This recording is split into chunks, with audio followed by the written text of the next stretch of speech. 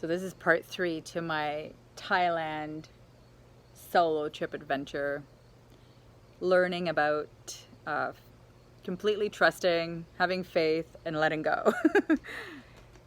So I leave Thailand and I fly over to India because I was meeting my girlfriend, my very good girlfriend, Erin, whom I love very much.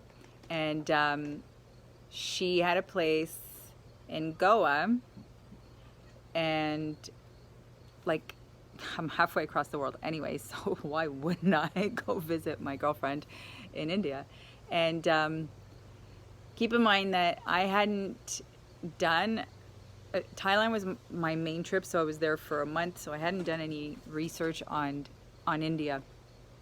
And I showed up in India at 1 a.m., which is the same time that I showed up in Bangkok in Thailand, but a completely different experience. So in Thailand, there's a hostel on every corner, and you can pretty much show up anytime you want. In India, not so much. And not just that, it's not very, it's a little bit frowned upon that you are a woman traveling alone and don't have a place to stay. But they were kind enough to accommodate me at the airport and find me a place. That was maybe a 30-minute taxi ride away. And thank God. So the taxi ride there was interesting. And if you've been to India, then you know what I mean. If you haven't, it's a whole other story. I get to my hotel, and it was challenging to check in without being questioned, and really feeling like I was judged because I didn't have a husband, right? That was the first question. Where's your husband? I don't have a husband. Can I still get a room, please? Because I need to sleep. It's like 3 o'clock in the morning now. And anyway, so I get all that sorted, and I spent 3 days in Mumbai. And then I was taking the train, an overnight train, to go meet Erin in Anjuna Beach. It's a great experience. I love traveling the train. The rail system there was amazing. So I get to my stop, which was probably, I guess, around 6 a.m. or something like that. I'm not quite sure. I don't remember. And I get off the train, and I go call Erin. So again, India is not the same as Thailand. Thailand, you have an internet cafe on pretty much every block. So you can call, you can use the internet. India is not like that. There's no internet cafes, and they still have payphones, but you need to have like rupees to be able to use it. So, and at that time, Erin was going to send a driver to pick me up. So I come out of the train station, I look around, and there's nobody there to welcome me with a sign, right? And I'm thinking, oh no. I'm like, what's going on? Maybe the driver's late. Anyways, I wait, no driver. I'm like, oh, I'm going to call Erin. And in the middle of having this, I'm going to call Erin, I start to panic a little bit. I'm like, you know what? There's no need to panic. Just relax. Go to the payphone, call Erin, no answer, call Erin, no answer, call Erin, no answer. I'm still feeling that little panicky feeling. No answer, no answer. Finally, Erin answers the phone.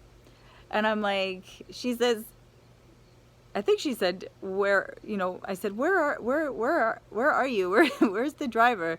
And she says to me, what day is it? It's the last thing you want to hear when you're like in the middle of a foreign country and you don't know where you're going. What day is it? I'm like, seriously? You don't know what day it is? And so she asked me where I am, and I tell her where I am, and she's like, oh no, like you're too far. you need to come closer.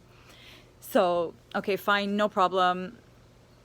And then just call me and I will send a shuk to come and get you. Okay, no problem. So I hang up. Now I'm like, oh my God, like I'm lost. And I walk up to the ticket guy and I said, look, I need to be in Anjuna Beach. So my girlfriend suggested that I get on a bus from here and I go to Anjuna Beach. So he looks at me like I'm crazy. Like, lady, there's no way you're getting on a bus. He's like, the bus is going to take you 8 hours and it's not just one bus. And if you've never traveled by bus in India, you don't want to.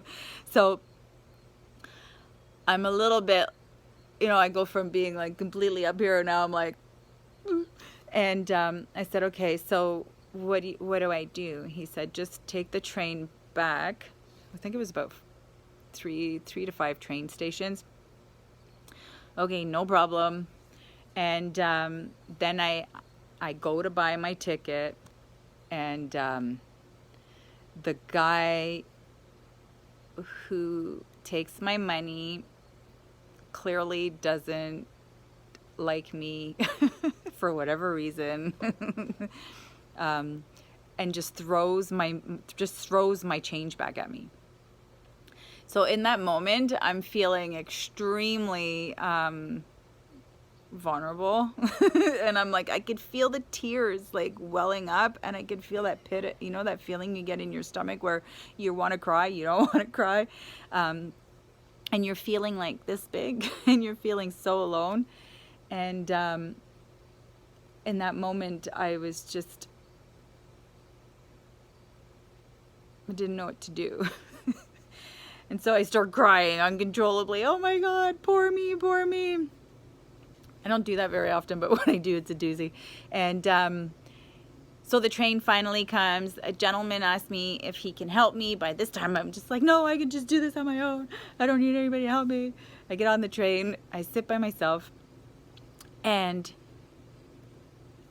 I have this overwhelming feeling of like, what the hell's wrong with you? Get your shit together. Like, you've been traveling for a month by yourself and everything has been okay. This is not the time to have a breakdown. Pull your big girl panties up and just figure this shit out. And in that moment, it hits me that I actually don't even have Erin's address. I have no idea where Erin lives. All I know is she's in Anjuna Beach. And the first thing that pops to my mind is, do you really think, Celine, that that Erin is actually going to have the only solo little house, and it's going to be right there in the middle of Anjuna Beach, and it's going to be Erin's house written in front of it? And I'm like, oh my God, I have no idea where I'm going. All this time, I had no idea where I was going. So, you know what? That's okay. Doesn't matter. I'm going to pull my big girl panties up, and I'm going to figure this out. Take the train, get off at the station, no driver. You know what? I don't care. I'm getting to Anjuna Beach now. So I look around for a taxi. There's like virtually no taxis left. There's this one guy with this little white car that does not have a taxi sign on it, and he doesn't have a, hey, I'm here to pick you up, Celine Passano. And I'm like, taxi? He says yes. I said, okay, let's go. I throw my backpack in the back of his car. I jump in the back, and then I realize his car doesn't start.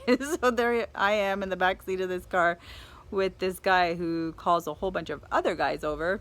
So if you've ever jump-started a standard car, you know exactly what I'm talking about, except you probably haven't been in the back of a standard car while somebody else is jump-starting it. And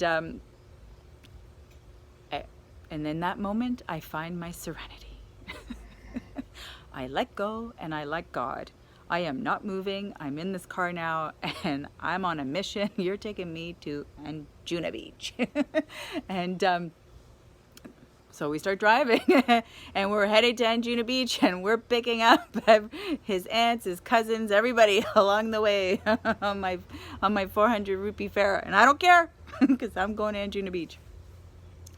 And at one point he says to me, you know, he goes, I need to know where you're going. What's the address? Then I'm like, ew. I'm like, you know what? I go, just keep going and I'll tell you when to stop. Right now I'm assertive. I know, I'm sure I know what's going on. Just keep going. I'll tell you when to stop. And we pull into a little the town of Anjuna Beach, and on my right I see like post office, and all I see is, I know if there's a post office, they have people's addresses, they have information, and there's going to be a phone booth. Thank you very much. Here's your money. I get out, I find the payphone, I call Erin.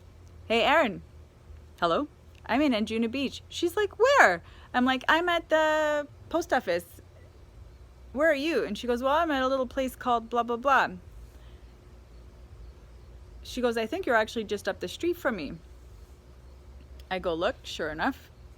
She said, meet me at this place that is not far from where you are. So I hang up, I go, wait at this restaurant. Just as I get there, Erin shows up on her scooter with her real estate agent and picks me up on the scooter with the real estate agent and my backpack. And that was the best. And I know Erin feels, or I don't think she does anymore, but I know in the beginning she felt bad, but that was the best thing that could have ever happened to me, because in that moment, imagine if I didn't have all of those obstacles, I would have never been able to tap into that part of myself that is resourceful, and to that part of myself that really can bring myself out of that pity party and just get on with it. And I wouldn't have had that experience of just trusting and just think about this. I was in India without an address, and I made it to my destination.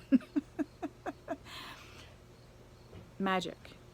Amazing magic. The universe is amazing.